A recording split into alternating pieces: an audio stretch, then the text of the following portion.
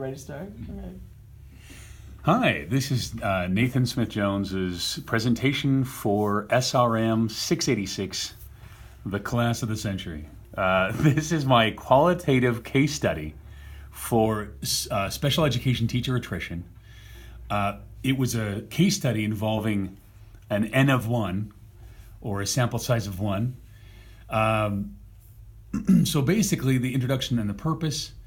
Many studies have considered the clinical quantitative reasons special education teachers leave the profession, but there were a lot of unexplored nuanced reasons that teachers leave that only a thorough qualitative study can discover, specifically for Utah teachers. It really hasn't been done with the kind of depth that a case study can provide, at least in the research that I had done. And so I believe that this will benefit the field of education by investigating the reasons teachers leave the profession beyond rumor, conjecture, state-funded and media reports, etc., so that many stakeholders might effectively address these reasons in the future, either at the state, local, or school level. My epistemology, my stance, is that of a constructivist, interpretivist approach, preferring to see that reality is constructed and interpreted through the subjective viewpoints of individual beings. My research questions are: what are the reasons for special educator, teacher, administrator attrition? Are there new issues and themes that have gone unexplored in previous studies? How much of the literature on this topic is quantitative in nature and of its design, and how much of it is qualitative? In a contemporary context, by how much and how often do the reasons go beyond teacher burnout and other popular notions as to why?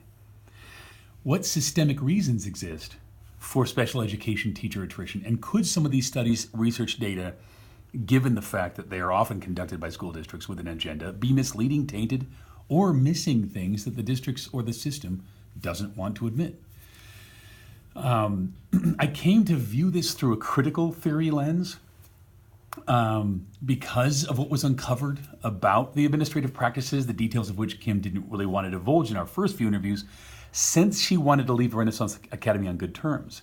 The despotic actions of the administration, which I was also witness to while there, is an enormous social injustice. And for this reason, I've come to see it through this critical theory lens.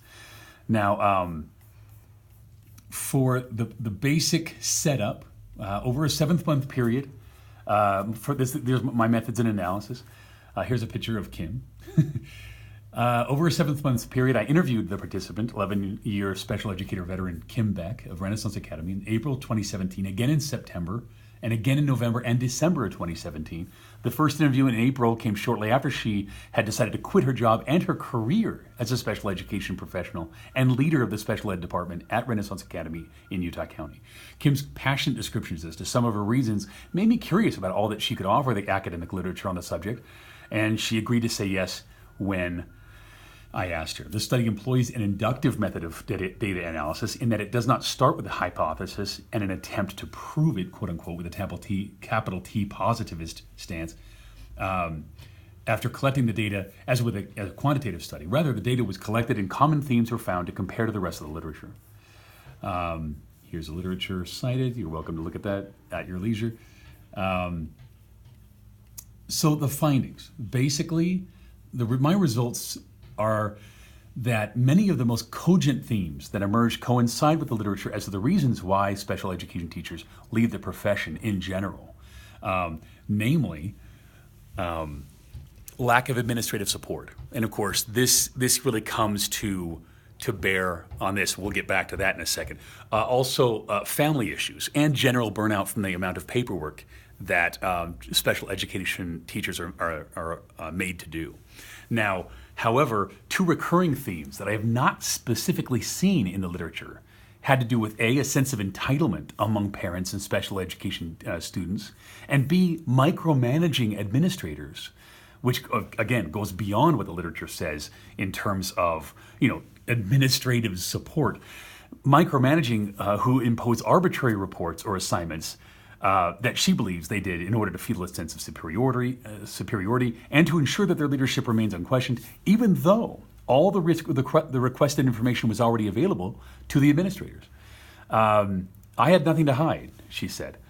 So this part goes into it a little bit more, and I told Kim, I said, I asked Kim at one point, I said, so There's another teacher who just loved the thrill of helping students realize that they can do hard things. And she said, I've never had that.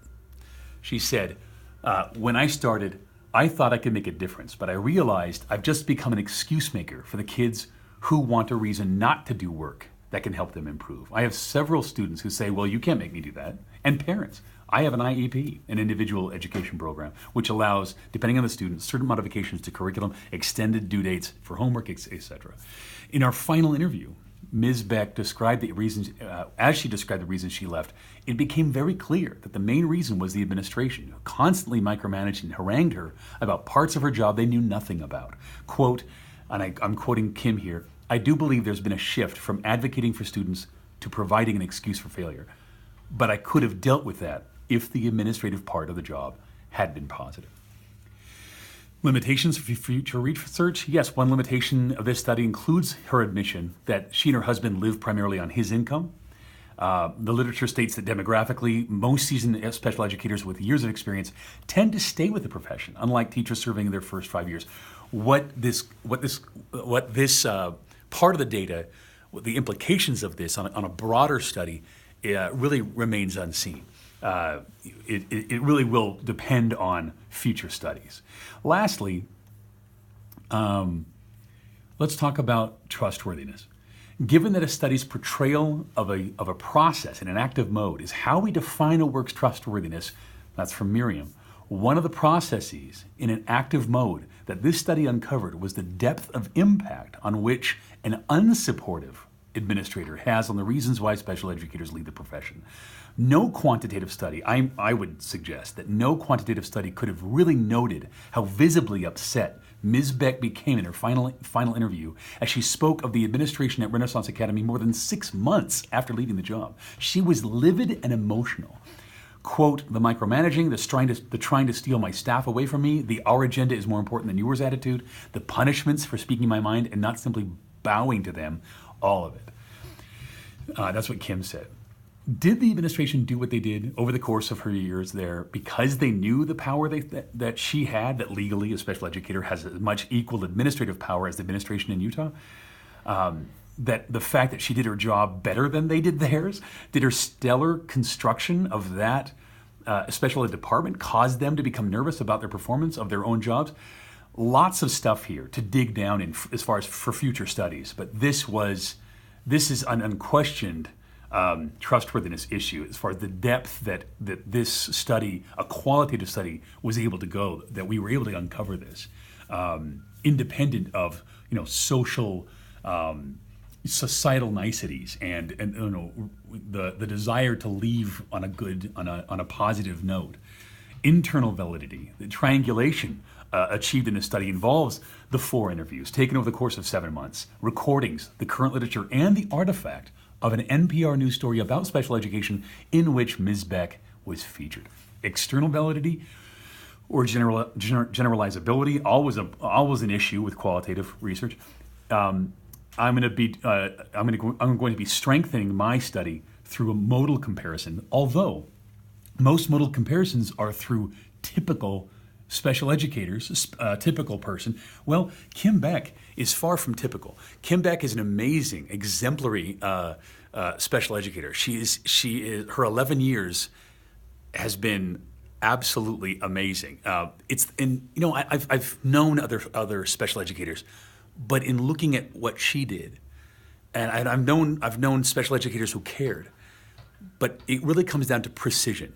Her ability to be so precise and specific with the paperwork, with everything that she needed to do, that she gave that freedom to her special educator teachers to simply teach. That's the reason why they loved her there, and that's why I believe, I would suggest that the reason why she was so angry and emotional is because of the great job that she did and the great department that she built there.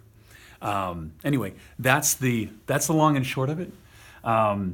Any questions, comments, anecdotes? This is Nathan Jones from the University of Northern Colorado with Dr. Randy Larkins, and that is my case study. Thanks.